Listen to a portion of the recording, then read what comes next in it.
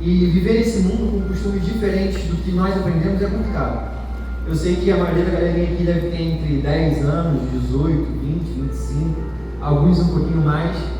Mas mesmo você aí, o mais novinho, talvez a Lara aí com 8, 9 anos, vive uma pressão de se encaixar. Vive uma pressão de talvez usar uma roupa que pareça com os colegas, falar da mesma forma que eles falam. Às vezes você nem é tão fã de um personagem, mas você se veste daquele personagem porque você quer se sentir parte daquele time. Você quer se sentir parte daquela galera, você quer ser aceito. Isso é muito natural do ser humano. A gente não foi criado para viver sozinho. A Bíblia no início fala que não era bom que o homem vivesse só, então Deus fez uma companhia e pediu para que eles povoassem a terra. Então o nosso instinto natural é de se encaixar. Às vezes na escola tem um grupinho que está fazendo algo diferente que às vezes não convém a gente fazer, não chega a ser um pecado, mas a gente está ali próximo, a gente quer se enturmar também, todo mundo fala palavrão, você fala uma palavra parecida com palavrão, tipo caraca, não é palavrão, mas você está ali se comportando, se expressando da mesma maneira para se encaixar. E isso ainda não é errado, mas é complicado. Vamos trazer um exemplo da Bíblia que eu sempre trago muito à minha memória quando estou vivendo situações parecidas como essa. Sansão foi consagrado a Deus e uma das coisas que ele não podia fazer era o quê? Alguém sabe dizer? O que Sansão não podia fazer? Cortar o cabelo, era o principal, era o ponto-chave. Mas eu não sei se vocês sabem, ele não podia tocar em coisas mortas também. Então se o animal estivesse morto, ele não podia tocar. Não podia beber vinho, ele era separado, desde do ventre da mãe dele, ele foi consagrado, por isso que teve a questão do cabelo, por isso que teve todas as situações. Então Sansão era um homem separado, para ser um juiz daquele povo. Só que Sansão ele começou a flertar com o pecado, ele começou a chegar perto do pecado. A Bíblia fala que em determinado momento ele está andando, e aí ele vê um leão morto, ele sabe que ele não pode tocar no cadáver, e dentro daquele leão tinha mel.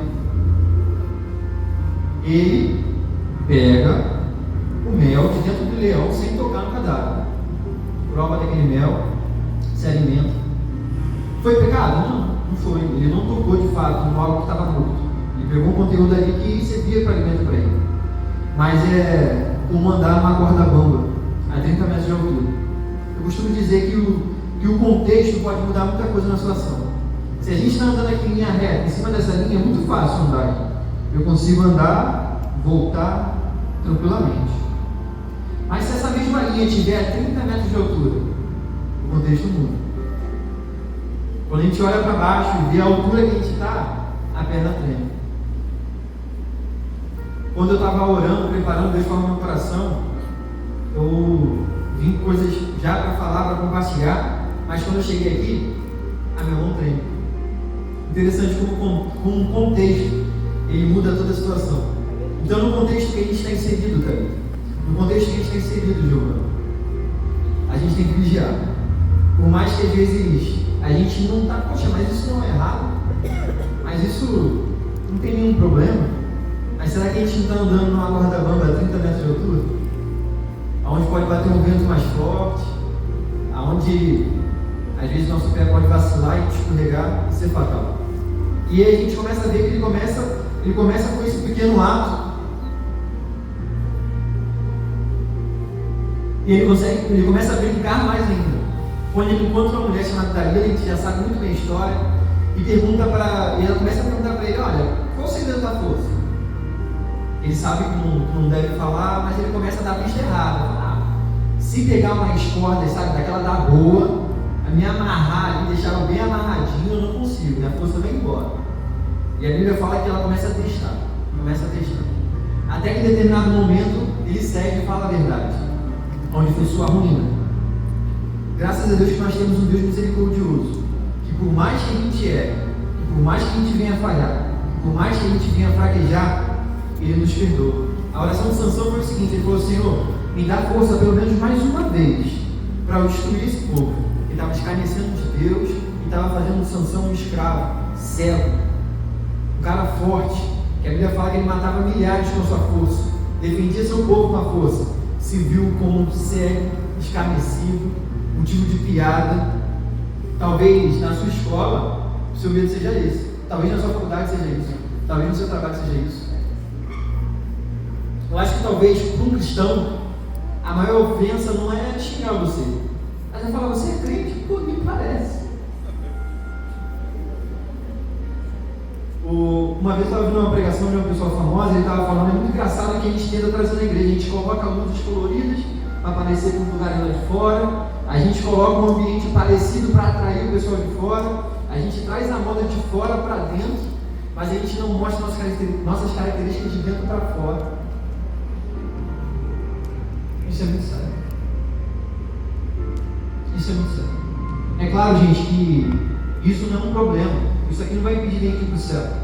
É legal. Mas o quanto o mundo nos influencia e quanto nós influenciamos o mundo. Vamos ler nosso texto para a gente, de fato, iniciar aqui. Eu prometo que eu não vou me alongar, acredito que já foi mais de metade do que eu tenho para falar. Que está em 1 Daniel. 1 Daniel, desculpa. Depois é um que é o primeiro. 1 Daniel não tem não. Daniel 1, versículo 8, Bernardo. Lá no caso, né?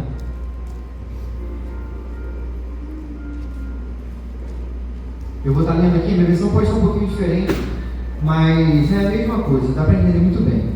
Vamos lá? Daniel, contudo, decidiu não se tornar impuro com a comida e o vinho do rei.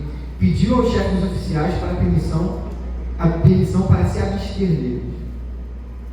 Aqui a gente vê Daniel dentro de um cenário, como eu falei, de guerra, um cenário de tristeza, um cenário de derrota, um cenário onde ele estava num local que o rei olhou para ele e falou, esse menino eu não vou matar, esse menino não vai morrer porque talvez ele possa trazer algo para mim, talvez ele possa trazer algo de importante para o rei, para o meu reino terreno.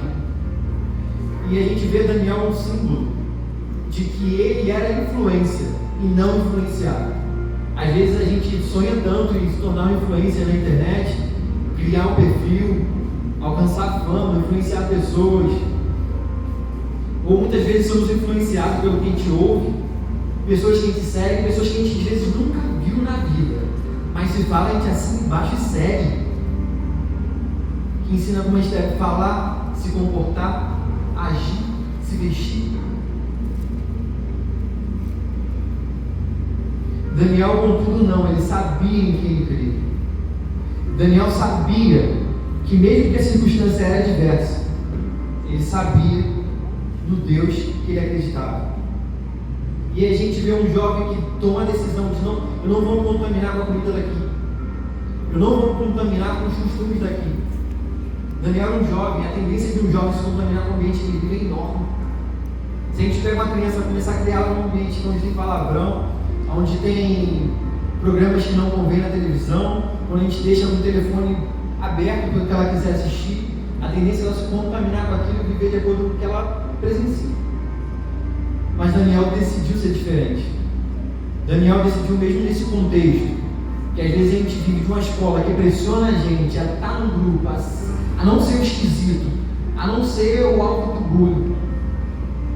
Muitas vezes a gente toma atitudes, muitas vezes a gente profere palavras para pessoas que cortam o nosso coração, mas a gente faz para se enturmar, porque eu não posso me sair por baixo. Não, eu tenho que dar uma resposta maior, por mais que eu sei que eu vou ofender o íntimo daquela pessoa, porque ela falou algo que eu não gostei, e na frente de todo mundo eu preciso me defender, eu não posso apanhar na frente de todo mundo, literalmente falando e figurativamente falando. Mas será que é isso que Jesus nos ensinou? A palavra do Senhor fala que se alguém acertar de um lado, bater de um lado, a gente tem que oferecer o outro lado para ela também. Isso é muito difícil. Entra no tema de escolher o que fazer, o que é certo, mesmo que seja difícil. Daniel, onde estava num cenário onde ele não podia escolher, onde ele não tinha local de fala, onde ele não tinha nenhuma perspectiva de futuro, ele decidiu continuar acreditando no Deus que ele sempre acreditou, que ele foi ensinado. E será que na nossa vida, trazendo para a nossa realidade, nós somos influenciados ou nós influenciamos pessoas? Será que nossos amigos olham para nós e veem a gente como referência ou como uma pessoa que segue o que ele está falando? Será que no meu grupo de escola eu exerço a liderança de mostrar o caminho do Senhor? Ou eu sigo um caminho que eu não acredito só para me turmar? Será que no meu trabalho eu tenho essa posição? Será que na minha rua tem essa posição? Ou será que aqui eu vivo uma coisa que eu grito, falo glória a Deus, aleluia, eu falo no meu trabalho, eu falo palavrão?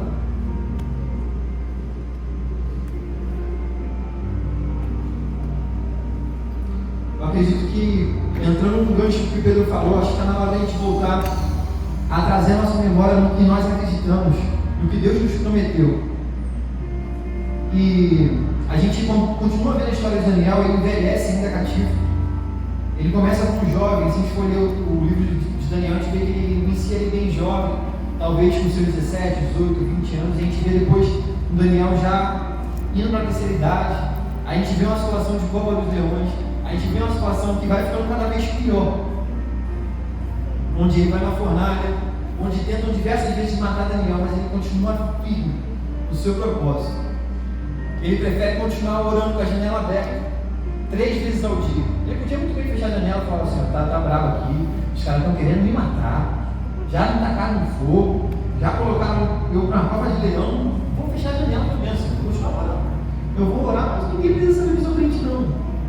Eu vou para a igreja domingo, quarta-feira, segunda, mas não vou falar nada, não, vou ficar quietinho, não preciso ser exemplo, não, Senhor, o Senhor já está aqui no meu coração. Mas Daniel tomou uma decisão diferente. Mesmo com o risco de morrer, ele abria a janela e fazia sua oração. Às vezes a gente, por muito menos, a gente não fala que a gente é crente, por muito menos a gente tem a oportunidade de falar do amor de Deus para uma pessoa, mas a gente fica com receio, com medo. Poxa, essa pessoa não acredita em Deus, não acredita no que está falando. E entrando nesse contexto, para a gente continuar seguindo aqui, a gente conhece dentro da Bíblia, a gente conhece um outro jovem também, chamado Timóteo. E aí eu vou estar lendo um texto que tem em 1 Timóteo 4,12.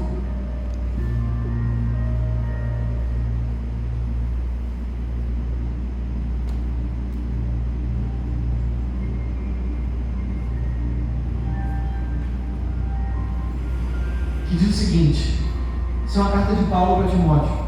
Paulo estava cativo, preso também, seria condenado à morte, seria decapitado mais para frente, mas escreve o seguinte para Timóteo: ninguém despreze a tua mocidade, mas ser o exemplo dos fiéis, na palavra, no trato, no amor, no espírito, na fé e na pureza. Às vezes a gente pensa o seguinte: poxa, eu sou tão pequeno. Talvez na minha família eu sou mais novo, talvez no grupo que eu ando eu sou o menorzinho, talvez quando eu começo a falar ninguém presta atenção. Eu sou tão significante. Nesse momento Paulo olha para Timóteo e fala: cara, ó, não se pequena não. Por mais que você seja mais jovem, seja o exemplo. Por mais que você seja mais jovem nessa igreja, seja o exemplo. Por mais que eu acabei de me converter, aceitei Jesus há 1 mês, seja o exemplo. Ainda estou vivendo o meu processo de conversão. Busque ser o exemplo. Na sua escola, no seu trabalho, na sua faculdade, na sua vizinhança, entre seus amigos. Eu acredito que Deus tem chamado pessoas aqui hoje para ser como Daniel, para ser como Timóteo. E fala: Senhor, eis-me aqui. Vou tomar posição. Vou tomar posse do que o Senhor prometeu para mim. Pai, eu sei o tamanho que eu sou mínimo, pequeno. Preciso aprender muito deste ainda, Deus. Mas eu estou disposto. Deus sempre quer.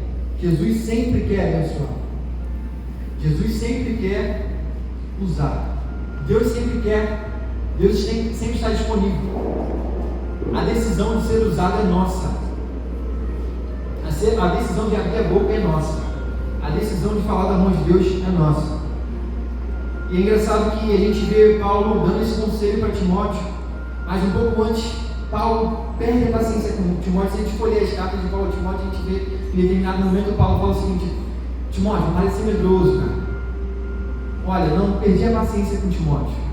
A gente consegue entender que Paulo começa a ficar meio impaciente com Timóteo e fala: não, cara, vai para lá. Em determinado momento, perto da sua morte, Paulo fala o seguinte: tragam para mim uma capa e tragam para mim também Timóteo, porque ele me será útil. Timóteo se mostrou disponível, se mostrou aberto. Como diz a canção, será que talvez algum Paulo, alguém maduro na fé, que talvez seja referência para você de favor? Será que talvez alguém que seja maduro na fé, que talvez a gente busque como referência, falou alguma coisa que talvez te desanimou? A palavra hoje é o seguinte: seja firme. Porque aquele mesmo Paulo, que falou que Timóteo era muito medroso, não estava sentindo certo o que tinha que fazer, perto da sua morte falou: traga Timóteo para cá, eu quero esse menino aqui perto de mim. Será que a gente, às vezes, como cristão mais maduro, falamos com os mais jovens, com os menores, palavras que possam ter desanimado ele na fé? Será que talvez, com o coração, no sentido de exortar, de trazer amor, de trazer conselho, a gente escolheu as palavras erradas?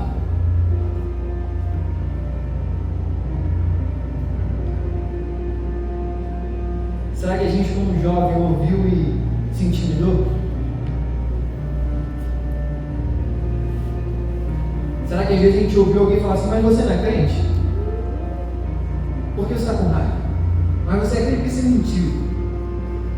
Mas você não é crente porque você vai fazer isso também. E geralmente essas palavras vêm depois do que você já fez. E o mais engraçado ainda, que às vezes é a pessoa que te ofereceu.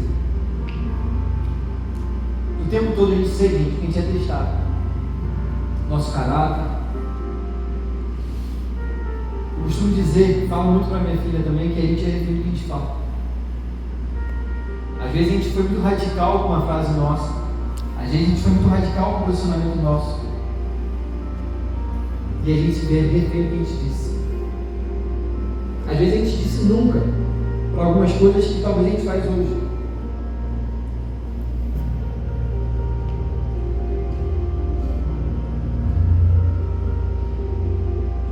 Mas vem uma boa notícia.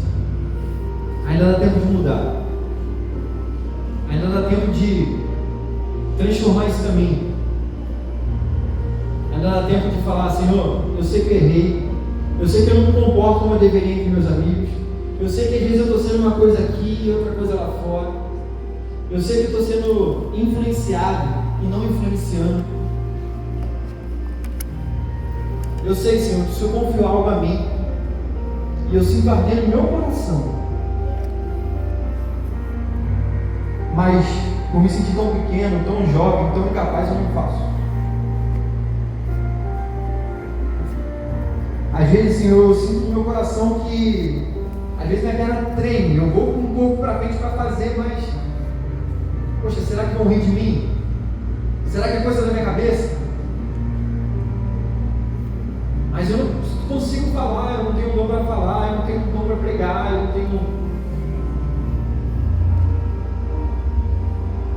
Eu creio que cada pessoa aqui vai alcançar pessoas que eu nunca conseguiria na vida.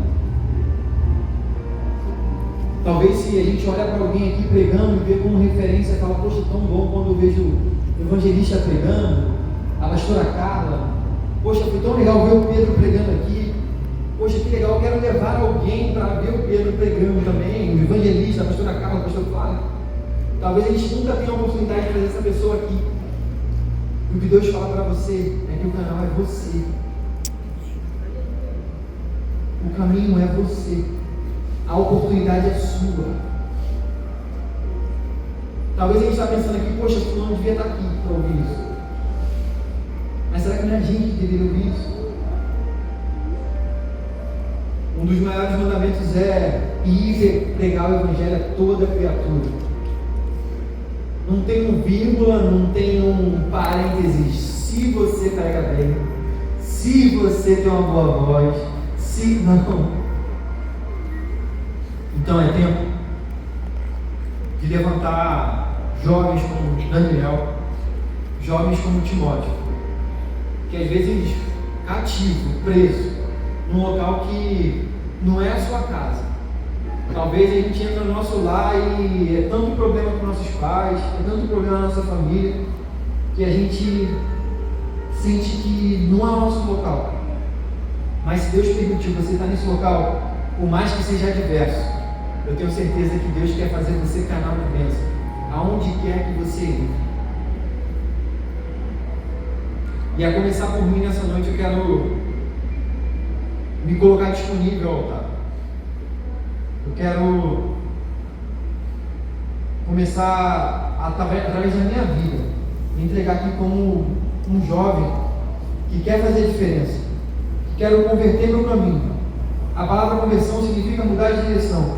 Então, se eu hoje ando nessa direção e eu preciso me converter, eu preciso mudar a rota.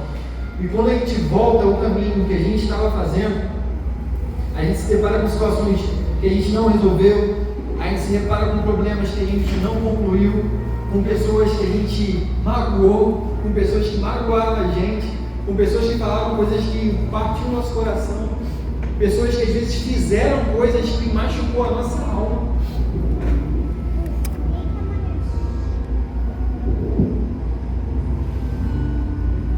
Cara, não é fácil. Mas ter coragem para escolher o certo, mesmo que seja difícil, é o momento. Mas Senhor, eu não estou pronto, eu não perdoei. Matou aquilo, aquela forma que aquela pessoa gostou em mim, aquela forma que aquela pessoa olhou para mim, aquele jeito que a pessoa me humilhou. Senhor, talvez eu não mereça porque eu errei muito. Às vezes errei consciente, às vezes falei porque eu sabia que ia machucar, às vezes agi, fiz coisas que eu sabia que eu devia fazer. Mas agora não dizer que não é o fim. E quando a gente abre mão de tudo, considera a nossa vida como perda, como foi a canção que a gente cantou, a gente entende esse caminho. E a gente volta e encara tudo de frente. Por mais que seja difícil, por mais que às vezes se lágrima, por mais que às vezes seja com o coração partido, ao chegar ao nosso objetivo, vale muito mais. Eu sou a primeira pessoa aqui a me colocar diante do altar, considerar minha vida como perda e dizer que não, meu objetivo maior não é fama, dinheiro, poder, mas sim o amor de Deus. Me colocar como jovem para ser referência aonde quer que eu entrar. Como eu disse, é o momento de levantar homens como Timóteo, como Daniel, jovens, talvez naquele primeiro momento insignificante, talvez no primeiro momento ninguém tem paciência contigo, ninguém quer te ouvir falando, só que você chegar já irrita. Mas às vezes a mesma pessoa que tem esse sentimento, quando está no momento de angústia, te procura e fala: faz oração por mim. Pô, cara, tu é crente, né, mano? Lá em casa está com um problema, olha pela minha família. Pô, mano, tu vai para a igreja? Eu posso contigo. Tá ruim para mim. Às vezes é difícil de ouvir isso de uma pessoa que escarneceu de você o tempo todo. Quando o negócio está ruim, eu quero tua oração. Eu vou estar. Posso, pastor, orar aqui? Vou estar orando por uma geração que não se conforma. A palavra fala que a gente não deve ter uma forma do mundo. E eu sou o primeiro a estar disponível aqui para converter o meu caminho e colocar diante de Deus. Senhor, se em algum momento eu falei coisa que não era para falar, se eu agi como não deveria agir, se, Senhor, se talvez eu fiz sem querer, eu olhei, ou então eu agredi fisicamente, verbalmente, se talvez eu não falei algo que não era para falar com minha mãe, com meu pai, ou se, Senhor, eu ouvi algo que me magoou profundamente, ou então agi de uma forma que me feriu. Mas eu sei, Senhor, que o Senhor não cura, paz, libertação, amor, misericórdia, reconstrução. Senhor, eu quero mudar a minha vida. Eu sou o primeiro a levantar a mão aqui e orar. E enquanto a gente estiver fazendo essa canção, assim que a gente terminar essa canção, se mais alguém quer se juntar a mim nessa oração, quiser ficar de pé, a gente vai estar orando junto. E eu não vou estar orando por você, por vocês, eu vou estar orando por nós, porque, como eu disse, quando